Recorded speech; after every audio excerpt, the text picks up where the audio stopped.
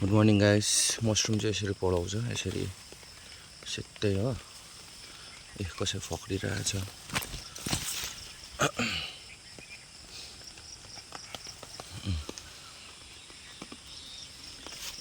दिवालभरि रहेछ, वरिपरि छ ढ्याम्मै हो। उतापट्टि नि यसरी पलाउँछ गाइस। आज चाहिँ भक्कु पाएँ हिजोको भन्दा।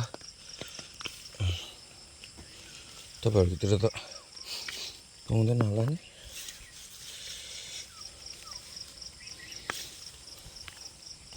तर सबै छोडियो हौ, डह्रो रहेछ जमिन।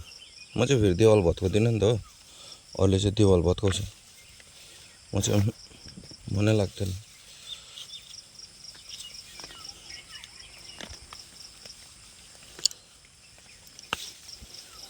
देवाल भत्कायो भने लामो लामो निक्लिन्छ कि, तर बिचराहरूको घर भत्किन्छ क्या। त्यसरी गर्नु हुँदैन, त्यही कारणले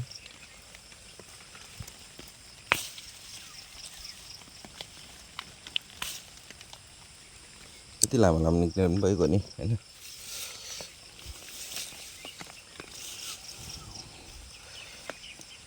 यसलाई चाहिँ अलिकति कोट्याउनु पर्थ्यो, निक्लिँदैन होला यो त।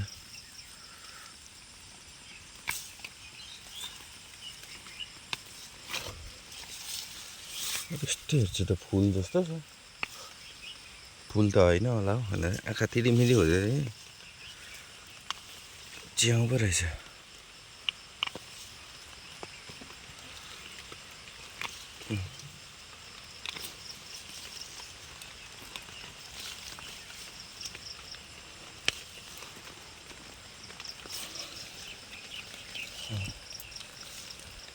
यति त भइहाल्यो, यतापट्टि पनि फटाफट।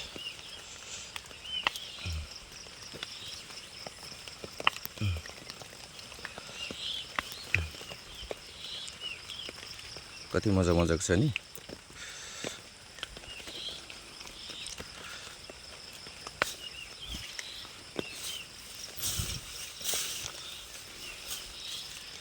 यहाँसम्म उम्रेको रहेछ नि त,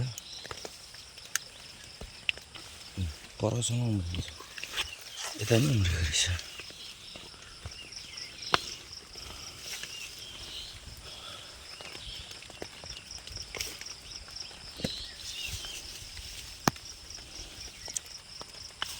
भित्र नै रहेछ, पुरा रहेछ त।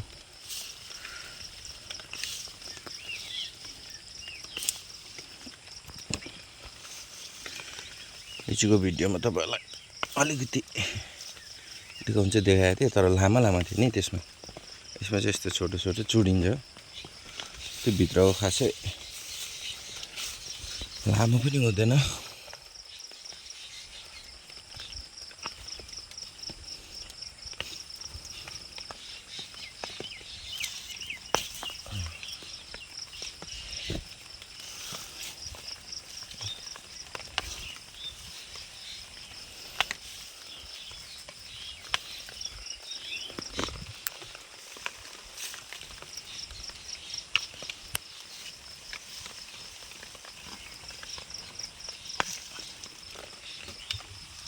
सबै चुडियो।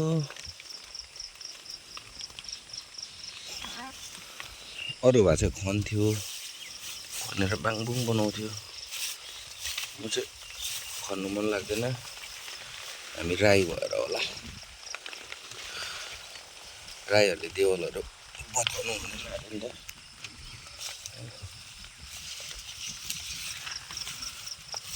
यतापट्टि सक्यो होला।